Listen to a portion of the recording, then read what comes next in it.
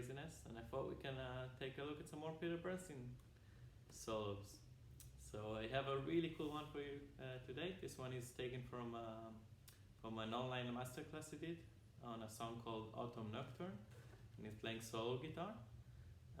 This video is gonna be just the intro, but I'll keep posting videos and cover the whole song. So let's get into it. Just a few basic facts about the song.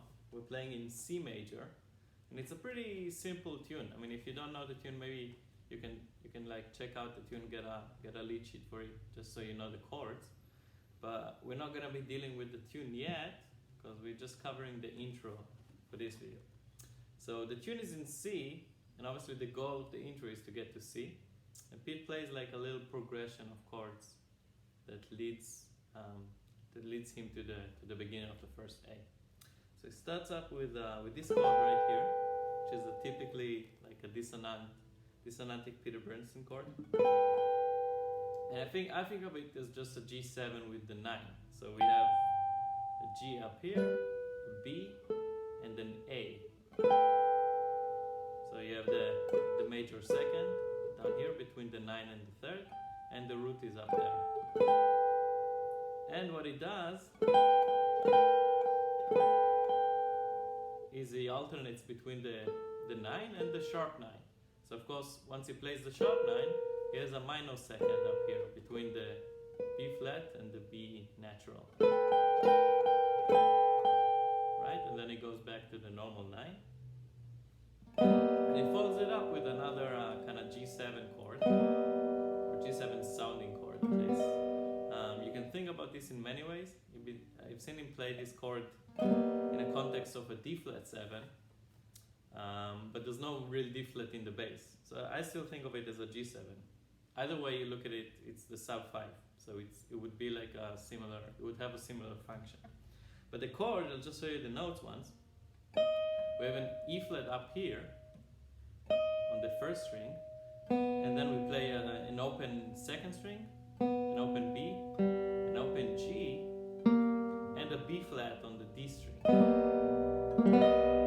So we have this really cool sounding chord that also contains the minor second, right? The same minor second from before, the B and the B flat. So it's basically like both the 3rd and the sharp 9 of the G7.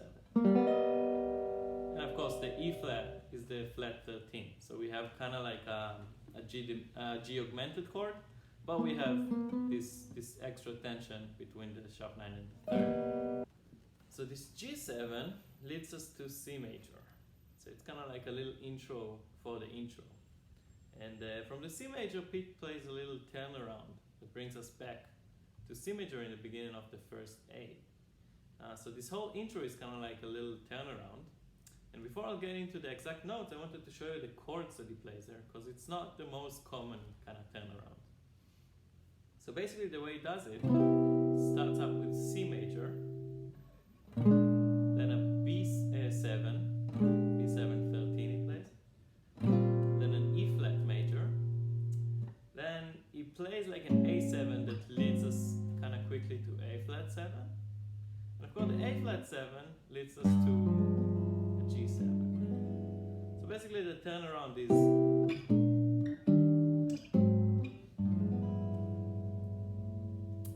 goal of the intro is to get us to this G7, which then brings us back to the C major to begin the first A. So let's go into the notes he plays here. In terms of melody, he starts out with a D up here, and this is of course a part of the C major, so he plays the 9 up here, and then he arpeggios a C major 7.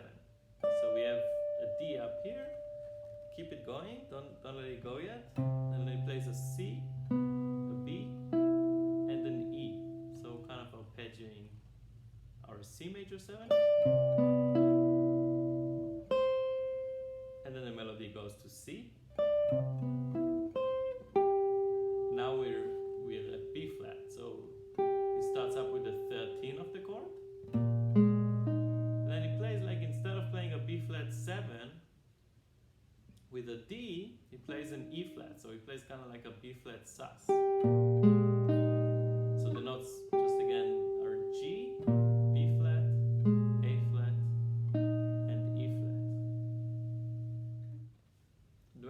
keeps going and we get to the E flat. He plays a B flat, and then the F is kind of the first note on this E flat major.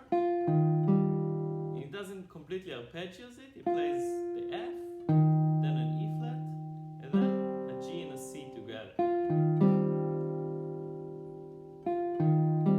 So specifically this is not really an E flat major 7, it's more like an E flat 6, right? Because we have the C instead of the D, and we have the 9 on top. So it's an E flat 6, 9. The melody keeps going, and kind of like diatonically in E flat, right? Which is the key we got to. But this is a surprise chord. This is kind of like an A7 flat 9. So the B flat, instead of belonging to an A flat, which is kind of what our ear would expect, kind of surprises us with this A7. So it plays a B flat, an A, and the G.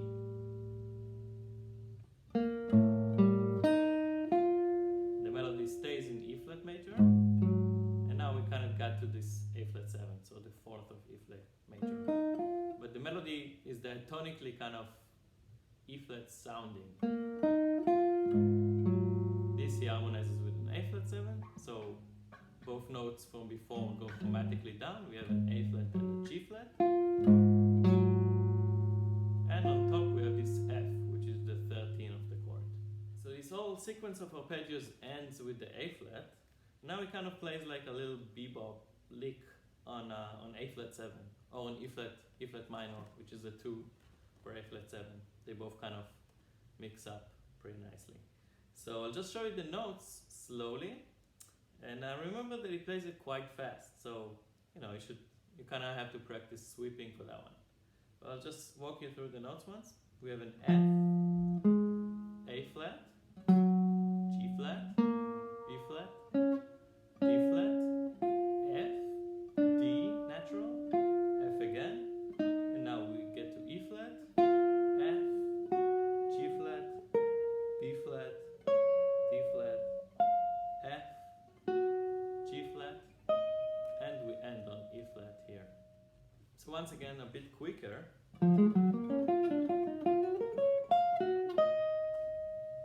Right? And he plays the beginning with a sweep. So you're never gonna be able to reach that speed without sweeping. So you can kind of like practice that motion just for this arpeggio. But the notes are kind of like a very simple, like kind of like bebop oriented notes, right? We arpeggio the E flat 7, the E flat minor 7, sorry. We play the 9 up here, so that's kind of like a regular part of the chord. Then we do this approach note, the major 7, but it kind of like really is an approach note to E flat again. Leads us up to E flat, and then he walks up the arpeggio again with the 9. So gets to the 9 up here, down to the minor 3rd, a nice major 7, and to E flat. So we end the phrase on the E flat again. And then he plays an E flat chord that leads us down to a D minor. So half a step down, getting us closer to that G7 that we want to get to. So D minor would be the second to the G7. So he follows up this D minor chord with a little melody, and the notes are A, G, E, F, and back to an A. So basically kind of 2 approach notes to F here, encircling it from both sides. G from above, E from below, and then gets to the to the F, sorry, back to the A, and then he arpeggios. This is kind of interesting, but I mean it's something that happens quite often. But he arpeggios an E major chord, so he gets to E, kind of like plays this little glissando down to B. So we have an E, a B, with a chromatic descent to B. And then just plays an E triad, an E major triad. And one would don't think like what does that have to do with a G7, but actually, if you think about a G7 with a flat 9 and a 13, so an A flat or a G sharp and a 13, so an E, and you have the B, which is the third of the G7, so we're basically playing an E triad on top of this G bass. So this is actually a pretty common, play it that way too. This is actually a pretty common sound to play for an E, for a G7. This is not your common altered chord. It's kind of like a very interesting sounding chord because you have the flat 9, but the natural 13. So when he plays an E triad, this is basically the sound that comes out because we're in this G7 territory, right? So he plays this E major chord downwards, right? The notes are E, B, G sharp, E, B, G sharp, E, B, G sharp. So 3 octaves of that. And then he plays a B flat, kind of like playing the flat 9 now, the sharp 9 now, sorry, not instead of the natural 3, playing the sharp 9, which gets us to the root, G, the G7. And the chord he follows it up is kind of similar to the chord I showed you here, but this one contains the F too, so. And he arpeggios it a little bit, so he plays a G, an F, and then G sharp, B, and E. So that's the sound he was going for with this arpeggio as well.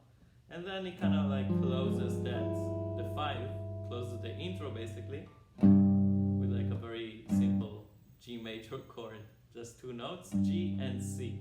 So this is also like a kind of like a percussive effect to begin the A with. It's not really a whole chord, it's just the 5 and the 1 of C major. So that was it for the intro. I'll link to the original recording obviously, so you can have a listen for yourself. And I'll also link to the PDF I wrote of this transcription. So if the notes kind of like go too quick, or you want to check out the timing of everything, you can buy the PDF. I would certainly appreciate the support. And other than that, check out the next videos and comment, like, subscribe if you'd like. See you next time.